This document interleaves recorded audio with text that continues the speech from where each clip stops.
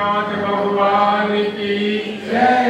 ऐसा परमो धर्म की जय। आचार्य श्री विमल सागर जी महाराज की जय। गुरुवर आचार्य मुनि सुब्रत सागर जी महाराज की जय। आचार्य कुंतु सागर जी मुनि महाराज की जय।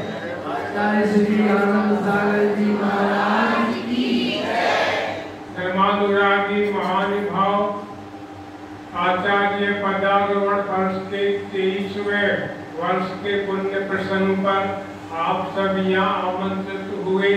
सबसे पहले भगवान का अभिषेक किया, नित्य नियम की पूजन की, शांति विधान भी किया और भक्ति से पूर्व भक्त को अमर बनाने वाला भक्तामर स्तोत्र की आपने दीपार्चना की।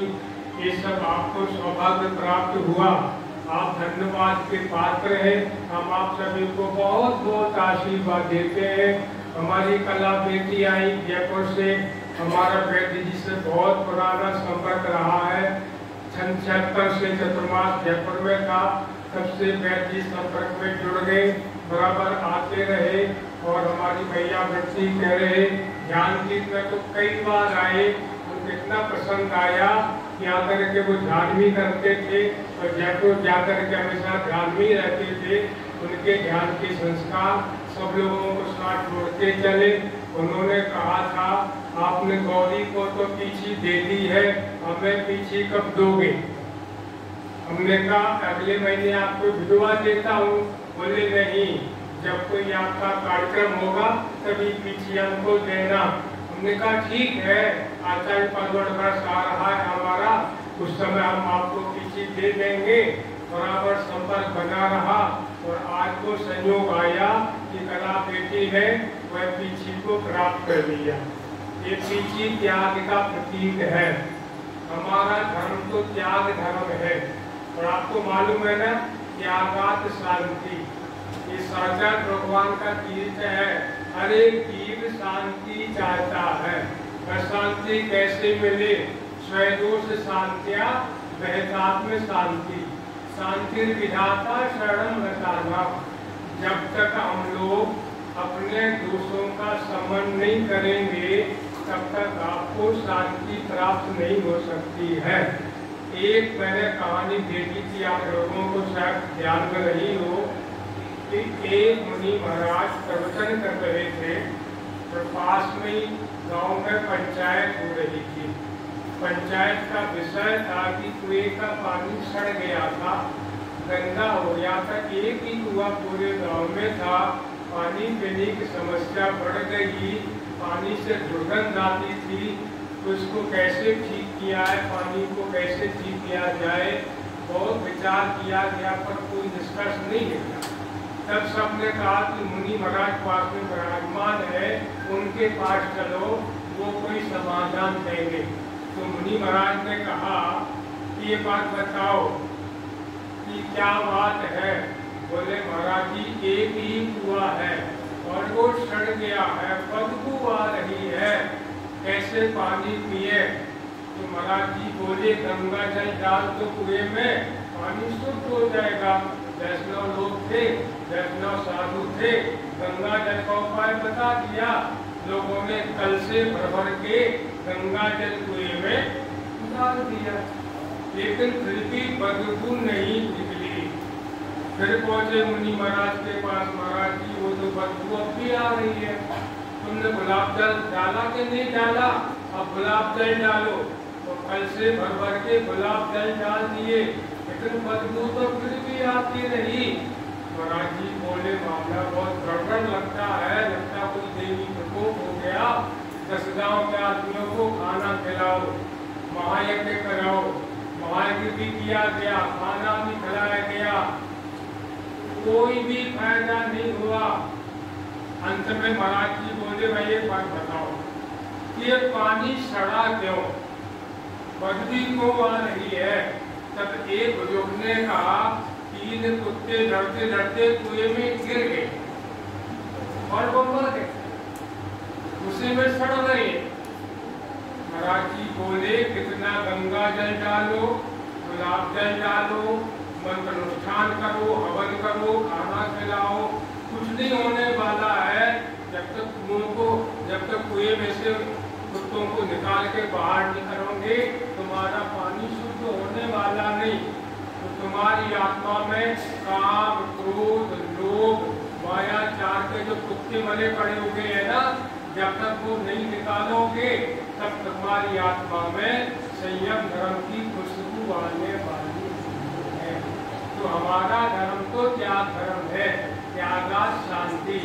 अपने अपने दोषों का जब समन करेंगे तब आपको शांति मिलेगी। फिर त्याग करने से भी शांति नहीं मिलेगी।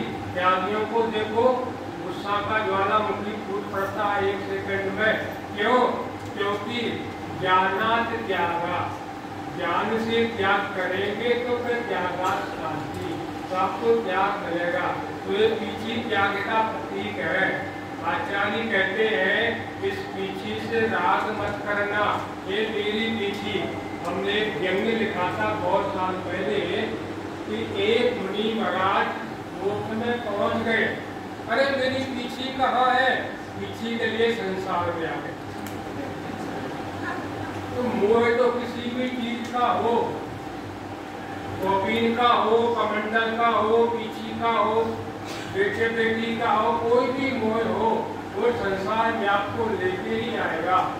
जिस मोर ने पंख त्याग दिए, इतने सुंदर मोर के पंख है, उसने अपने पंखों से मोह नहीं किया, उनको त्याग कर दिया। तुम उस मोर पंख से मोह करते हो, दुर्गति में जाओगे। इसलिए इसको बोलते हो उपकरण।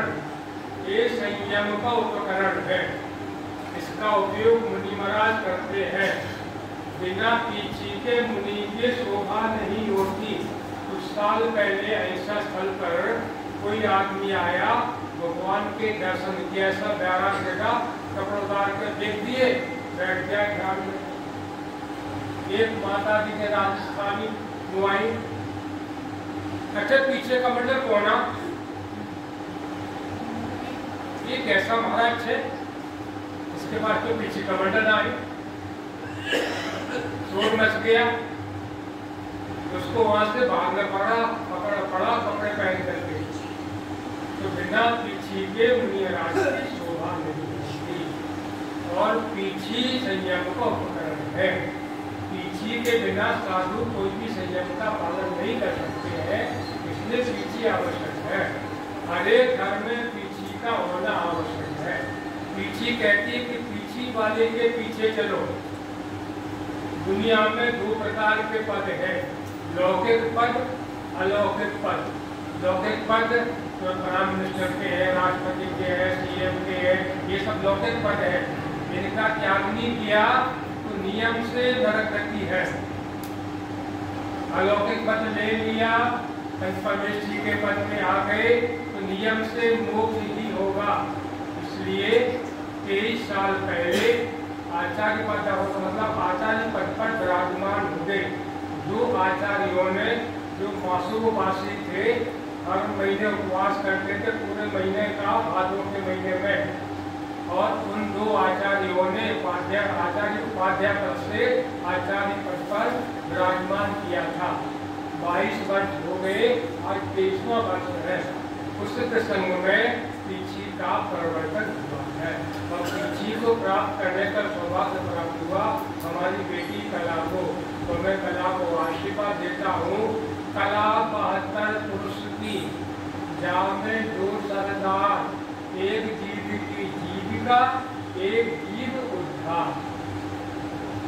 आदिनाथ भगवान ने 72 कलाओं का वर्णन किया है आदिनाथ पुराण में। उनमें सबसे बड़ी कला है जीव के उद्धार की, जिससे जीव का कल्याण हो, जीव को मुक्ति की प्राप्ति हो। और आपको मालूम है हंस के पास में पंख होते हैं, पंख फैलाते टूट जाता है। तुम्हारे पास वो पंख नहीं है, लेकिन पीछे कमंडल के पंख है। इनके फैलाते ही साधु उद्गमन करके मोक्ष में पहुंच जाता है। इसलिए पीछी का उपयोग करो। आज तो पीछों का भी व्यापार हो गया, पीछों की गोलियां लगती है, तो गोलियां भी करोड़ों में जाती है। और फिर समाज में जो विवाद होते हैं, जो झमेले होते हैं, उन आप लोग परिचित हैं। हमारे यहाँ कोई बोली नहीं होती जब ये तीर्थ बना या किसी का नाम आपको नहीं मिलेगा।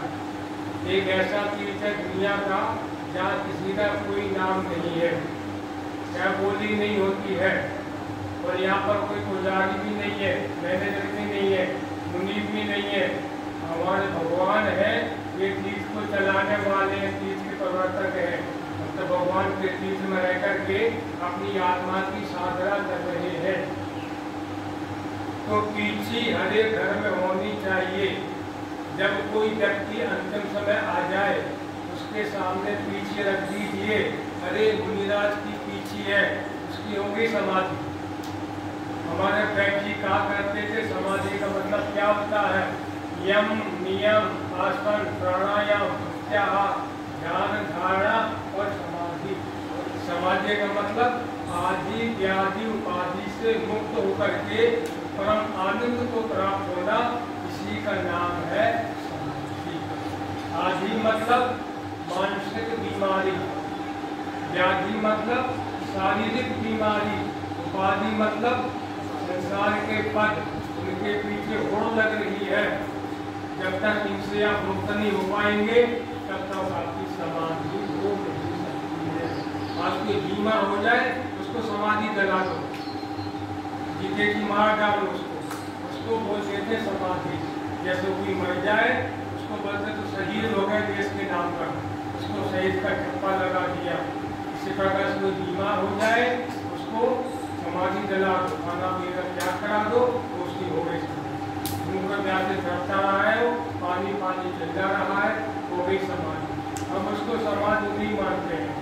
समता भाव से आनंद पूर्वक जब हमारे प्राणायाम शुद्ध होते हैं, काया का त्याग होता है, उसी का नाम समाधि होता है। तो हमको अधिक ज़्यादा नहीं कहना है, आप लोग स्वयं समझदार हैं, बहुत दूर से आए हैं, तो आप लोगों ने बहुत अच्छा पुण्य का अर्जन किया है।